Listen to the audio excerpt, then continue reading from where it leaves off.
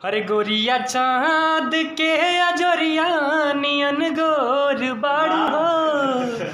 अरे गोरिया चाँद के अजोरिया नियन गोर बाड़ू हो। तोहर जोड़ केहू नहीं खे बेजोड़ बाड़ू हो।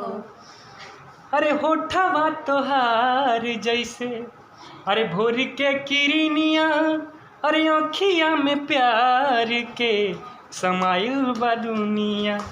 अरे हुस्न के जादू अदा के मंत्र हम पे चलवले है बाड़ू। अरे हुस्न के जादू अदा के मंत्र हम पे चलवले बाड़ू। अरे भगवान